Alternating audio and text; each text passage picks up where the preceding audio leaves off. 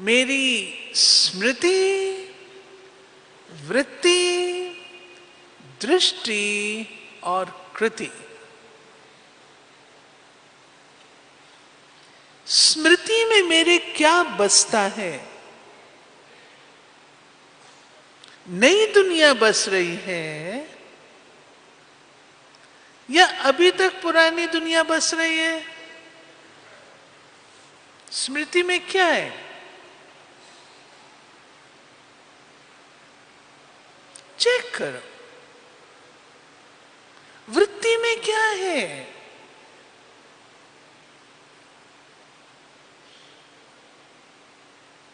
बाबा कहता है तुम्हारी स्मृति में नई दुनिया जिसकी रचना कर रहे हो वो बसनी चाहिए।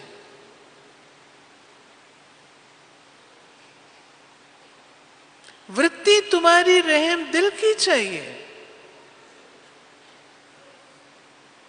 वृत्ति में कई बातें हैं। बाप के संबंध से वृत्ति में मेरे क्या बसना चाहिए जिसमें सब बातें आ जाएंगी। बाप के संबंध से मेरे वृत्ति में केवल एक बाबा, दूसरा ना कोई। सर्व संबंध मेरे बाबा के साथ है, वही बसना चाहिए।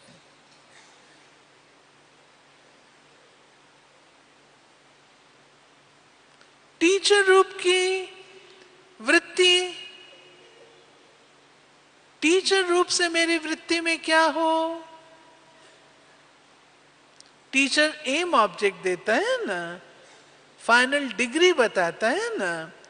आज की डेट में हमारी वृत्ति में फरिश्ता भाव, फरिश्ता बनना है। और सद्गुरु के रूप से अब घर जाना है और फिर आना है। जाना है और फिर आना है।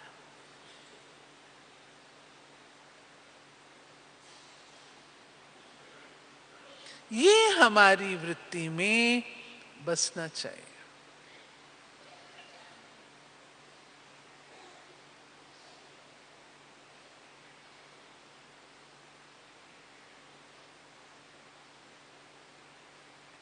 हम लोग साधारण रूप से, बाबा का ज्ञान इतना गहरा है, साधारण रूप से हम कहते हैं हाँ हमारी वृत्ति में सबके प्रति शुभ भावना, शुभकामना होनी चाहिए। ये उसकी थोड़ी गहराई में भी चले हैं।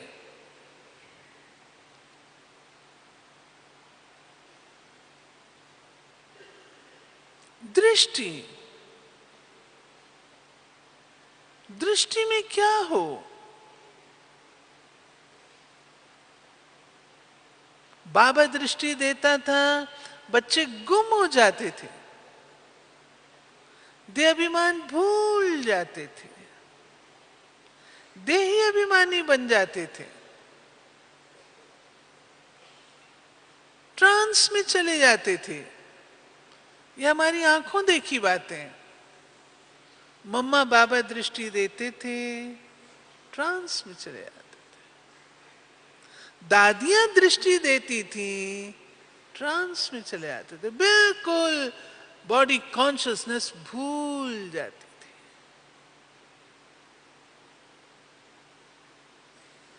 हमारी दृष्टि में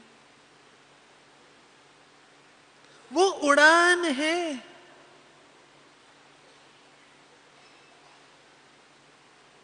ये आएगी रूहानियत से, रूहानियत से। जो सब्जेक्ट सच पूछो हम लोगों का कमजोर है। ब्रह्मा बाबा ने जितनी मेहनत की है उस सब्जेक्ट पर और कोई ने नहीं की है। मैं आत्मा हूं, मैं आत्मा हूं, पुट्टू आत्मा है, ब्रिज आत्मा है। कहां मेहनत की है हमने? बाबा ने इतनी ये मेहनत करके अपने भान को बिल्कुल भुला दिया। अब बाबा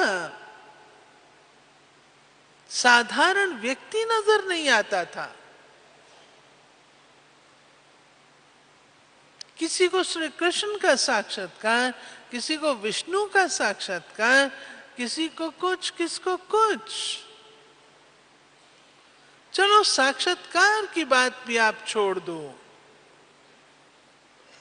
लेकिन इतना अभ्यास गहरा बाबा ने किया जो कि जसोदा माता को ब्रह्मा बाबा से पूर्व का जो लखी राज था वो नजर ही नहीं आता था।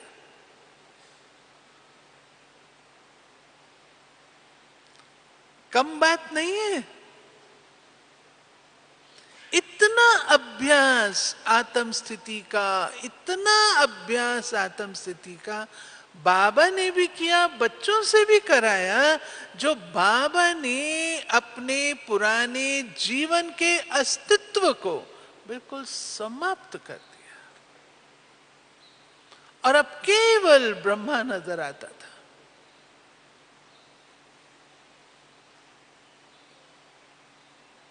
आज हम लोग, कोई टीचर अगर बहुत अच्छी होती है तो भी हमें स्टूडेंट और टीचर का भान रहता है। स्टूडेंट बोलता है मेरी तो टीचर है ना, और अगर स्टूडेंट कोई अच्छा होता है तो क्या कहते हैं, ये हमारे सेंटर का ही तो स्टूडेंट है ना। हमारा वो भान नहीं जाता,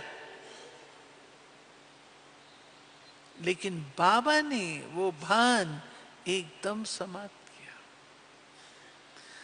जो बाबा की स्मृति में बसता था वही बाबा की वृत्ति में बसता था, वही बाबा की दृष्टि में बसता था और वही बाबा की कृति में बसता था।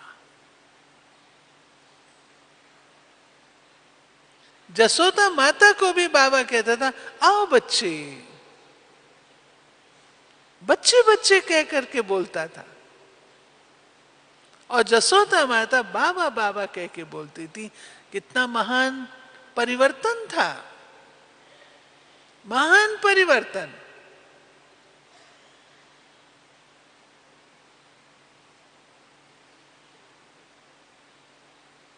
ये था। तो हमारी स्मृतियों से संसार का आरंभ होता है। ये स्मृतियां शुद्ध हों, इसीलिए रोज बाबा हम बच्चों को मुरली सुनाता है। रोज सुनाता है ना, रोज हमारी स्मृतियों की सफाई करता है।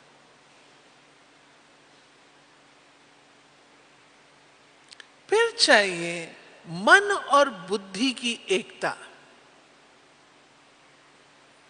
अगर मन और बुद्धि की एकता नहीं है तो आपका पुरुषार्थ तीव्र नहीं हो सकता। मन कुछ कहे, बुद्धि कुछ और कहे, तो आप तो दो नाव में हो गए, इधर जाऊं या इधर जाऊं। मन और बुद्धि की एकता भी अनिवार्य है। मन जो सिलेक्ट करता है, बुद्धि उस पर अपनी छाप डाले, ठप्पा डाले, ये जरूरी है। विवेक उसे स्वीकार करे।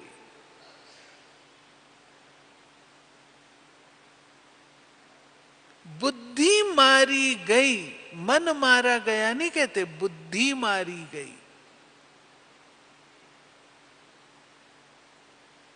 और कोई बात होती तो क्या कहते हैं, भाई तुम्हारा विवेक कहां गया था, तुम्हारा विवेक क्या कहता है, दादी ये करें या ये करें, तो दादी कहा करती तुम्हारा विवेक क्या कहता है। विवेक,